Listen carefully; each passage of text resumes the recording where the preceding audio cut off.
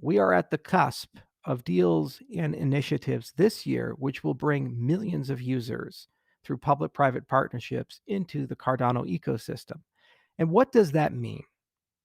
Really, what does that mean? It means that for a large group of people, for the first time in their lives, they will have digital identity that also can be linked to wallets, that also can be linked to payment systems, that also can be linked to property, that can enjoy rich metadata and other such things. And this is the highest goal because if we can achieve these things, then it means functionally a new economy can form. The great liquefaction of over $5 trillion of wealth can happen. You see, the reality is that Africa is not a poor continent, and the African nations collectively are not poor. They are rather a situation where they have tremendous potential and real wealth, but that wealth is inaccessible due to bad systems and difficulty globalizing the nation states. And this is both a disadvantage and a tremendous opportunity. The reality is, when you look to the future, you don't want to go to where the puck is. You want to go to where the puck will be. In other words, you want to go where the economies are going to grow the fastest and the greatest opportunity. We saw this a long time ago in the 1980s with the surging of China. It was a common notion in the 1980s amongst people in Wall Street and London and Japan and other places that China was a very poor nation with many systemic problems. But amongst the very specialized actors who truly understood where things were going, they realized that changes in those systems had built up to a position where China, in just a few short decades, would become one of the richest and most powerful nations in the world. Similarly, when you look at the demographics of Africa, you look at the generation that will take custodianship of the continent. You see people over 70% in the case of Ethiopia who are at or under the age of 30, who grew up with a cell phone in their hand, who grew up as digital natives on the internet with the same access to knowledge as I have and the same access to education as I have, thanks to MOOCs, thanks to YouTube, and other free platforms that exist. And so the bridge of human capital has occurred. And you have a group of people who are tremendously ambitious and impatient and will not tolerate the bureaucracy of the past and will not tolerate the sins of the past. Whatever systems stand in their way of progress will soon come collapsing down.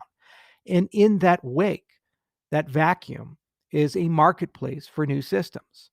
My country has trillions of dollars of social infrastructure, the United States, for our financial markets, for our legal system, for every single thing from how our healthcare works to how we die. There's a law, a regulation, or some bureaucracy that stands in the way. And in many cases, these things hold and stabilize our society, but they make us less resilient, less adaptable, and also slow down progress and the ability to chase the future. When there is a marketplace for completely new systems that in many cases are orders of magnitude more efficient and at a much lower cost, then that is going to result in a huge competitive advantage for the nations first to adopt them. The first countries to hold national elections online that are credible, free, fair, and auditable will likely be African nations. The first countries to have an end-to-end digital identity and economy, there's a great potential for that to be African nations, not Germany, not France, not England, not the United States, not China, not Japan. This is an all-you-can-eat buffet of innovation, progress, and new systems. And why our industry, the blockchain industry, is so interconnected to this is that's functionally what we do. We find ways to build trust amongst those who don't trust each other. We find ways to innovate everything from monetary policy to the concept of identity to the concept of property. So years ago, we built infrastructure in Ethiopia, amongst other places throughout the continent.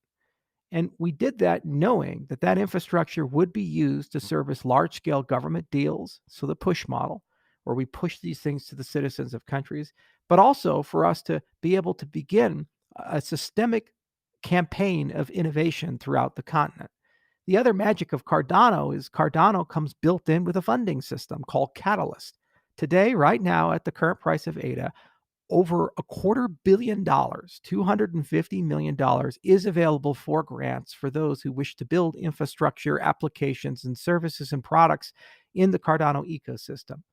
It is our belief and hope that over the next 5 years, a meaningful percentage of the entrepreneurs who deploy infrastructure, it could be a peer-to-peer lending system, it could be a remittance system, it could be an ATM network, it can be basic internet access, it could be micro ISPs, it can be power generation, whatever it might be, will likely come from a Pan-African view.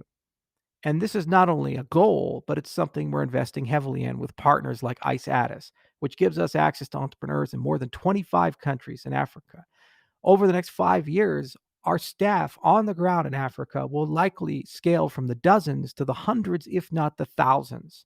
And instead of just having one headquarters, it's likely we'll have at least 4 or 5 headquarters throughout the continent. For example, we've already started a campaign to build up resources and access and personnel in the country of Ghana. I will also try to do the same in places like Rwanda and so forth. And what we found in every place we go is a welcoming attitude and a lot of grace and intelligence. For example, the Prime Minister of Ethiopia is a cryptographer. My country is ruled by a person in his late 70s. Ethiopia is ruled by a person who could actually read the academic papers my cryptographers write.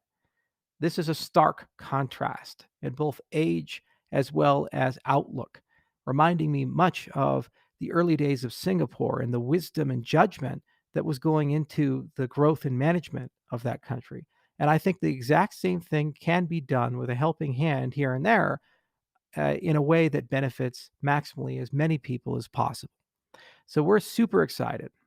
And we've been investing in everything from identity.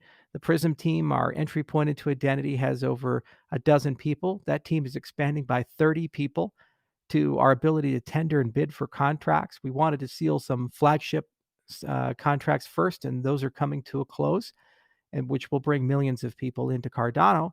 And then those will stabilize as a foundation for which we can do business with dozens of entities and countries, both public and private. And the people responsible for that are scaling up very rapidly to training far more developers, to training far more entrepreneurs, and then giving those entrepreneurs access to marketplaces and capital so that they can liquefy the wealth of Africa and be able to benefit from it.